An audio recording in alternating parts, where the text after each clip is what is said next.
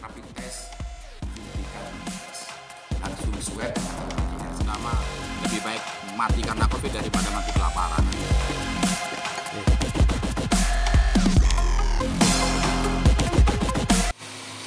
Assalamualaikum warahmatullahi wabarakatuh. Kembali lagi bersama saya Muhyi di channel YouTube Muhyi BJP. Kita akan berbicara tentang kesehatan, kita akan berbicara tentang hal yang lagi happening saat ini dan sudah lama berjalan, yaitu tentang COVID-19. Intan saya kali ini akan berbagi info bagaimana kita menjalani kehidupan di era baru, new lifestyle, di era new normal, beradaptasi dengan kehidupan baru, dengan kebiasaan baru. Di sini saya akan menampilkan pendapat beberapa tokoh di Bangkalan ini sehingga nantinya bisa jadi perspektif gambaran kita, sehingga dalam menjalani kehidupan ini di era baru ini kita bisa mengetahui tip dan trik dan cara-cara bagaimana kita menjalani new lifestyle ini. Demikian, jangan lupa untuk di-subscribe agar kita bisa terus membangun channel ini, berbagi informasi yang bermanfaat, di like dan di share sebanyak mungkin. Terima kasih. Selanjutnya saya akan paparkan pendapat dari beberapa tokoh di Bangkalan. Monggo dipersilahkan.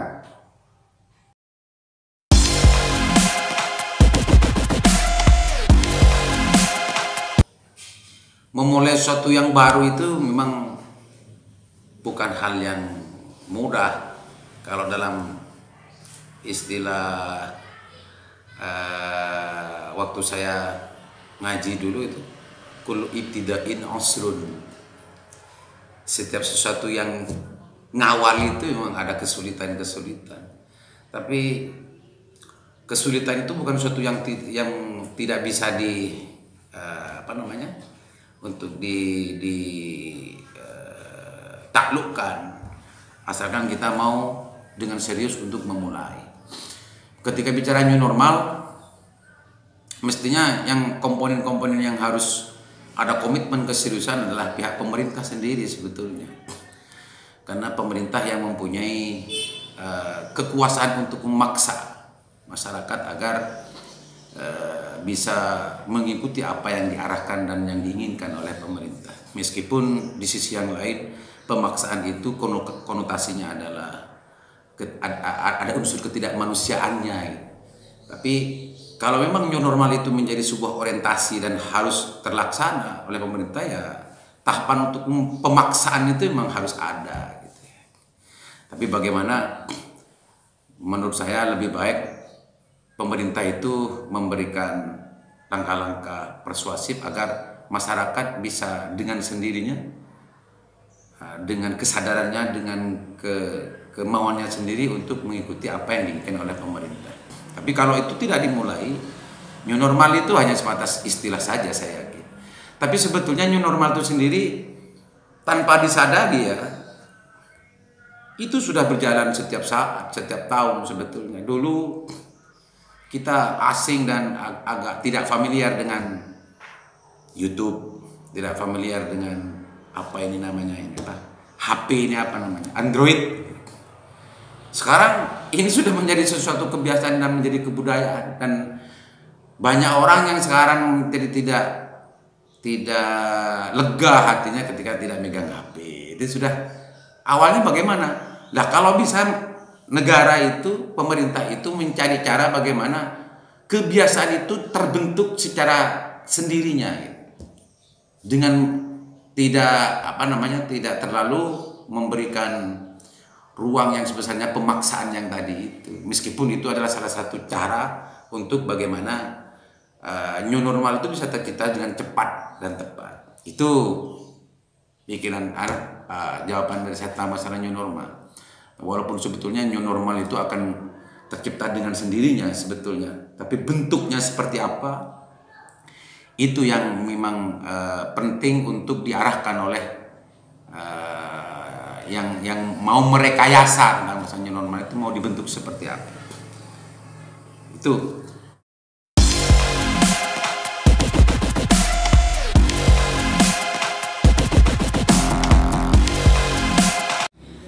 Kalau masuk new normal ini masyarakat sebenarnya sudah sangat siap ya.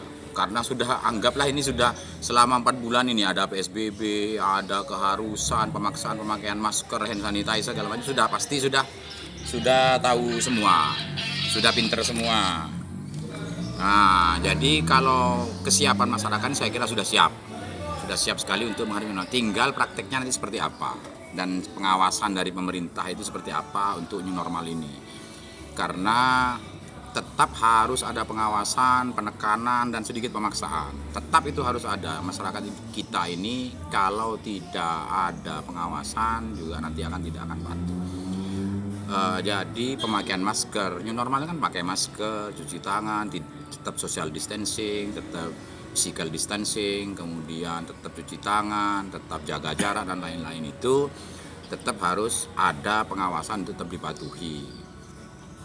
Kalau soal misalnya salah satu yang paling menonjol saat ini adalah di mana-mana itulah wajib pakai masker. Masker ini saat ini sudah jadi fashion baru, sudah seperti pakaian.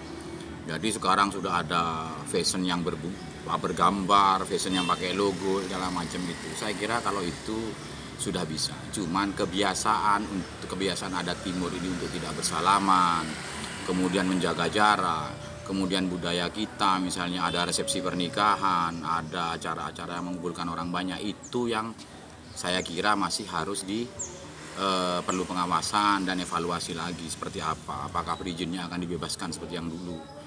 Karena ketika keran ini dibuka, jadi berkumpulnya masyarakat dalam jumlah besar ini akan terjadi. Pasti setelah 4 bulan, 6 bulan ini mereka ditahan, tidak boleh mengumpulkan masyarakat dalam jumlah banyak, undangan misalnya, itu pasti akan seolah-olah terjadi dibolehkan, terjadi euforia, semua nanti akan bikin hajatan besar-besaran. Nah, di sini harus kebijakan dari pemerintah, mulai dari tingkat kelurahan, perizinan, kepolisian untuk bisa mengontrol di sini. Kalau masyarakat untuk kesiapan new normal, menjelang new normal dan masuki new normal ini, saya yakin sudah siap. Udah itu aja.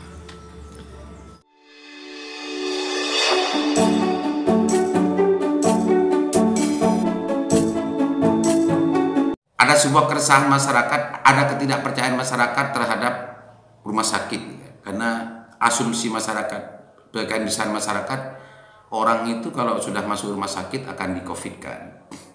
Saya melihatnya ini harus dimaklumi sebetulnya oleh pihak pemegang kebijakan, karena memang potensial untuk masyarakat berpikir ke arah itu memang cukup alasan. Pilek aja langsung reaktif di-COVID-kan. Itu banyak orang yang mengaku seperti itu dan bercerita semacam itu di masyarakat itu, sehingga timbul sebuah kesadaran kolektif di masyarakat bahwa mereka akan takut ketika sakit untuk dibawa ke rumah sakit.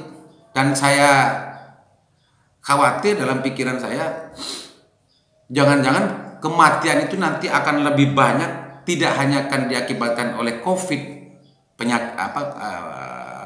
virus corona ini, tapi penyakit-penyakit lain yang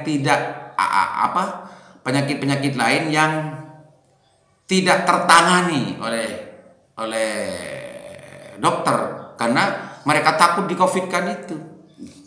Menurut saya penting bagi pemerintah untuk menyadarkan dan memahamkan masyarakat agar COVID ini tidak menjadi teror.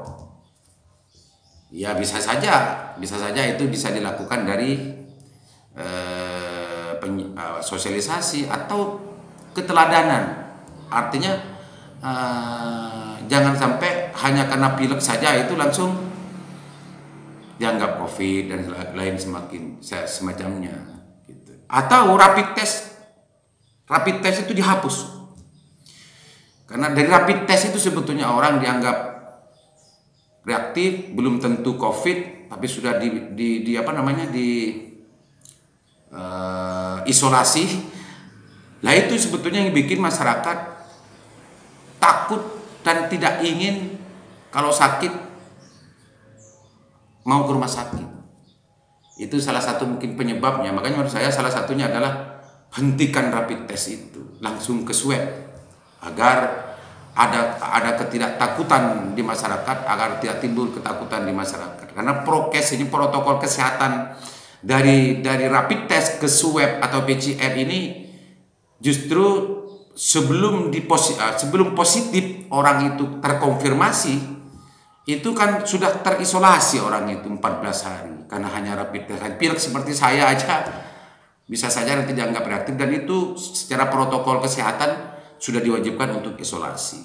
Kalau sudah isolasi orang jadi stres. Lah pengalaman orang yang isolasi ini yang sebetulnya sering berbicara terhadap masyarakat sehingga mereka ketakutan untuk berobat ke rumah sakit. Selanjutnya saya kira itu sajalah. Yang penting rapid test, hentikan rapid test. Langsung swab atau PCR saja.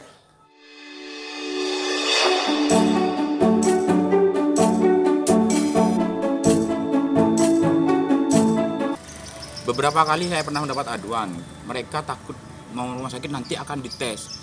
Nah itu padahal sudah WHO ini, kalau tidak salah ya, WHO mengatakan bahwa rapid test sudah tidak efektif karena rapid test itu antibody. Ketika orang sakit masuk di tes pasti reaktif lah. Anda sudah tidak ada lagi begitu menurut saya itu. Dia keluhannya sakitnya apa? Rumah sakit pun harus menerapkan protokol COVID. Jadi pasien baru tidak boleh langsung dimasukkan ke bangsal atau pavilion, tapi dibuatkan bangsal khusus atau tempat khusus. Pasien pertama kali masuk, keluhannya sakit ginjal misalnya, tetap harus di situ. Harus di situ dulu. Tetap harus dites. Jadi harus dipahami juga oleh pihak rumah sakit. Rumah sakit juga harus memahami juga apakah memang benar pro kontra selama ini. Ketika jenazah itu mati, itu apakah virusnya ikut mati, kan gitu. Sekarang ini kan seolah-olah setiap, walaupun itu hanya rapid, itu seolah-olah wajib, sehingga masyarakat takut untuk ke sana. Sekali lagi itu kembali ke budaya timur dan agama kita, keagamaan kita. Bukan kearifan lokal. Selama ini kan kearifan lokal. Kalau hanya rapid boleh dibuatkan berita acara penolakan untuk protokol, itu juga nggak bagus juga.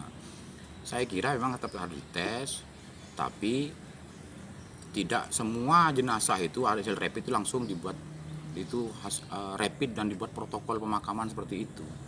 Nah, itu yang perlu dipikirkan lagi, itu pasti ada jalan keluarnya. Apakah semua harus dibungkus seperti itu? Padahal itu masih terjadi pro kontra. Apakah ketika jenazah itu mati virusnya ikut mati atau bagaimana? Selama ini kita dididik bahwa disosialisasikan bahwa COVID itu menular lewat droplet air ludah.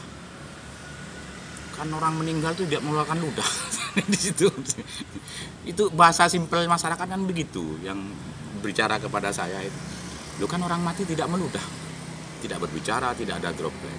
Kenapa kita dilarang untuk memandikan? Mungkin sekarang dibuat lagi protokol memandikan jenazah. Itu saja mungkin. Nah, itu aja.